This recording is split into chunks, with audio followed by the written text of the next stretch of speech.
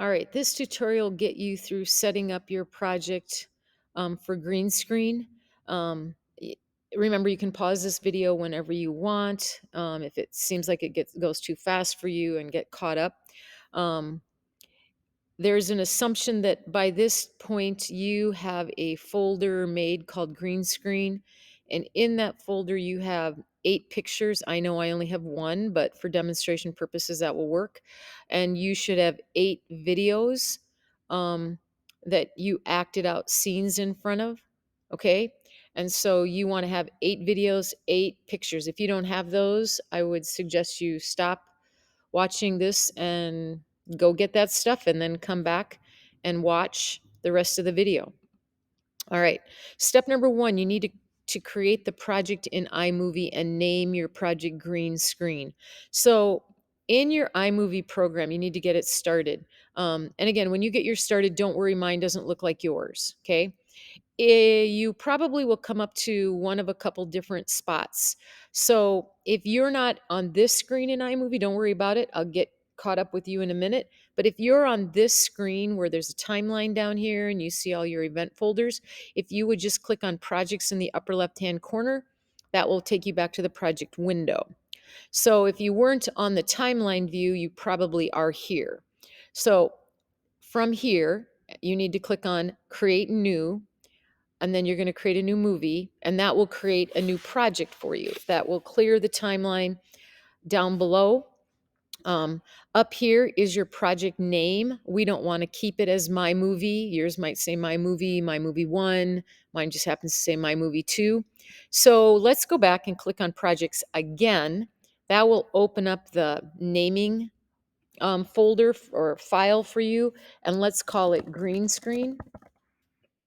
And then just click OK. It'll actually take you back to the project window. And now all you do is double click on it. And now you actually have right here a project that is named green screen. Okay, so that is step number 1. Step number 2, you're going to remove what's called the Ken Burns effect.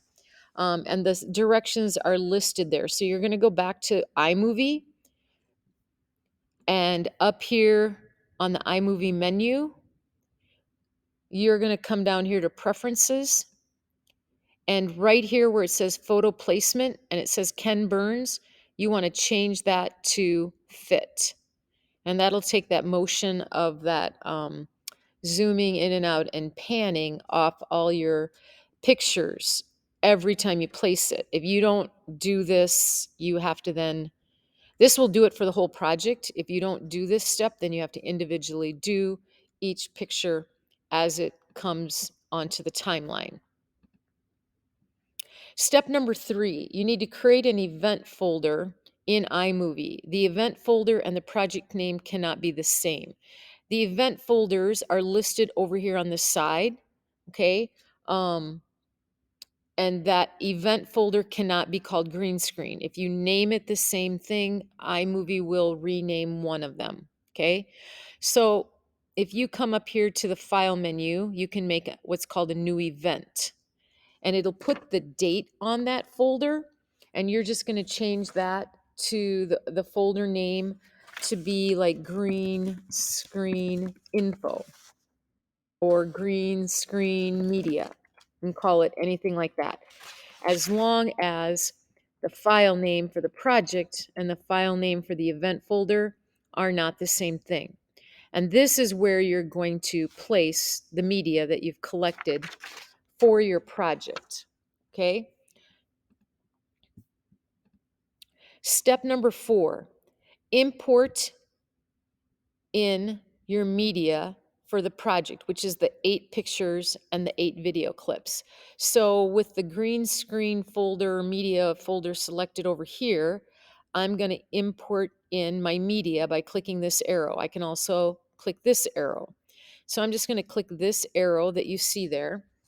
And now I just have to navigate my way to my green screen folder. You might have to go to your house. Again, mine's going to look a little different, but like if I can't find my folder, I might just double click my house. I save mine on my documents folder. So I double click it. And then I just need to find my digital production folder, double click it. There's my green screen folder. I'm going to double click it. There are my 3 files. You should have 16 files. Select them all and import them in. And you just kind of have to wait for them all to get imported in. If there's any little circles running in the corner, that just means that video is just needs to get imported before you can actually use it. Step number 5, there needs to be a title at the beginning of your movie, and the title cannot say anything about green screen. And then you format it to make sure that it looks good. Okay. So when you go back to iMovie, you need to, first of all, find a background for your project located here. Remember, some of these have movement to them. As you scrub over them, you can see that they move. Basically, it's whatever one you want. Just be careful. Stuff like checkers, abstract probably are not good backgrounds to use because they have such a pattern to them that it would be very hard for you to read any text on it. Okay. So when you find one that you like or can use, you drag it down and put it on the main track. I don't know how long it'll be. It really depends on how long your title is. I'm just going to leave mine at 4 seconds. You can adjust yours, of course, as you move on. Um, Titles are located up here. And again, you can scrub across them to see what they look like. I would pick one that the text shows up in the middle, like anything on the lower thirds at the bottom. I would avoid anything like that. Um, Scrolling credits is probably not a good one unless you need a subtitle. I don't think I would pick anything like that. You should be able to get everything that you need on one line. So if I use this one called chromatic, I just drag it down, I put it above the background, and then lengthen or shorten it so that both the background and the title are the same. And then I come over here and I type the title for my project, and the title cannot be green screen. So you have to come up with an appropriate title. And if you don't know what to call it, just put title goes here. And then you can come back later and you can change the title. Once you get the text in there, then you have to do some formatting. Pick the favorite font that you might like to have it. This is where you change the size. Remember, there are more sizes than what are listed here. Like here's 300. You can type in a number, like you want 150, you can type that in. This is your alignment. Center looks good. Bold is B, I is italics, O is outline. Um, this is where you pick your font color. So if you wanted a different color of font other than what they gave you, you certainly can do that. The thing you can't do though is move this text. Like if you just want to move it up a little bit, that text box does not let you go anywhere. So format your title, make it look good, use proper capital letters, like uh, titles of books would be a good rule to follow. Oops, title goes here. I should put capitals on those letters, like a title of a book. Step number 6, you are going to place the picture. Oh, we better back up. I didn't. Oh, no, we did import our pictures. No, sorry. Step number 6, place the picture that you want to start with for your project on the main track. Now, remember, you can put this stuff in any order that you want. And then the video goes on the track above the picture. So I'm going to readjust my settings a little bit, change the zoom on mine. If you come back and you click on My Media, okay, so the picture that you have goes on the main track. Now, don't worry about how long it is yet. We'll figure that out shortly, okay? But for now, you can just put it down there.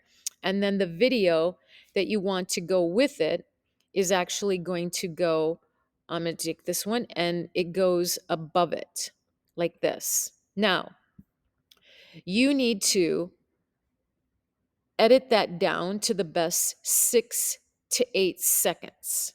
Okay. So any standing at the beginning and the end is good stuff to get rid of. Now, when you edit this green video, you can do the hide method, which just tucks it under. Then you can untuck it, unhide it, or you can actually like put your playhead somewhere. You can actually split the clip and then you can throw part of it away. But in the end, this piece that is remaining should show action. It should not show like looking at the camera, waiting for your command that the people that helped you said go. Okay. So if this clip starts at around 4 seconds and I want it to be 6 to 8 seconds long, I got to get it to be, my playhead has to be about where, you got to think about the math involved in that. And so I have a 6.8 second clip. And if I follow the directions, it needs to be 6 to 8 seconds long. And so if that's what I decide I want, and if I hide, I can, of course, come back and unhide if I want something else. Now I know how long to make my picture because my picture and my video clip need to be the same length. Okay. Now, step number 8, you mute your video clip.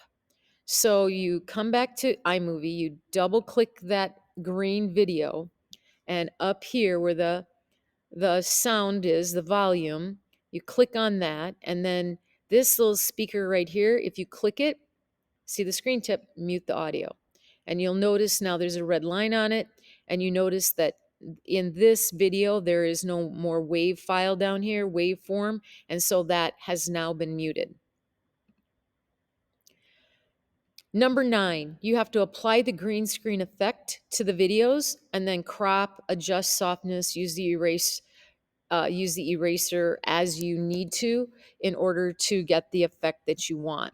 So what you do is you click on the video clip, you come up here to the this little button right here that says video overlay settings, and you click on it. So where it says cutaway, you change that to green blue screen, and immediately you'll see the green go away from the video. Down here, it will stay in the video, the green, but in the preview window, it'll go away. And then remember, if you have red bleachers or red padding on the side, you can grab these little handles, these little white circles, and bring them in.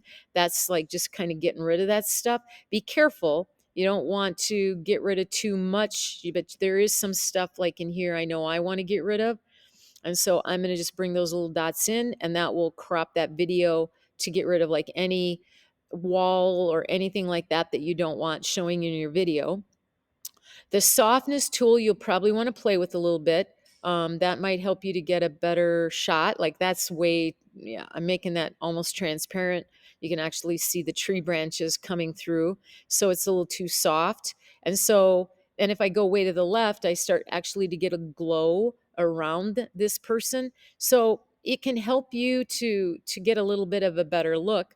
Probably the best thing to do is to use the eraser and drag it across the green or the blue area that is still showing.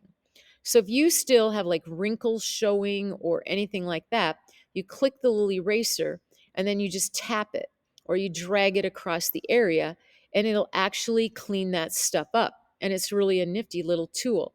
Be careful, like if I touch the hand of this person with this eraser, yeah, I cleaned it up so much that they actually disappeared. I'm going to undo that and put that back. Okay. And so, yeah, that eraser works really well, but you need to look for areas where the green fabric maybe had wrinkles under shadows, and then that will help you to get rid of those things. If you need to go back to those white dots, you just click on this button right here. Okay. And so that will take care of this screen. And then the next thing you have to do is visit the crop button here.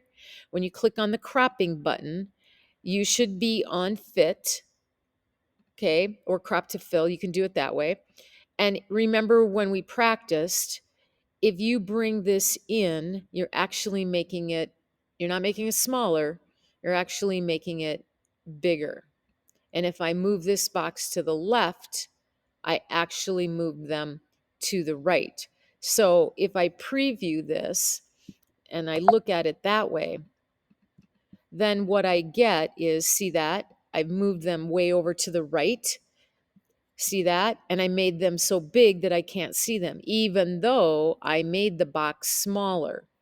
So what actually happens is a smaller box makes them bigger. Move it to the left, moves them to the right. Move this to the right, they move to the left. Move this up, and you actually move them down. So it's kind of all of an opposite effect. So be a little careful with that. in terms of how you are going to have this box actually be portrayed, and you should be then good to go with that. And so that's how you then create that effect. Now, you will have to repeat these steps over and over for every video and picture that you have.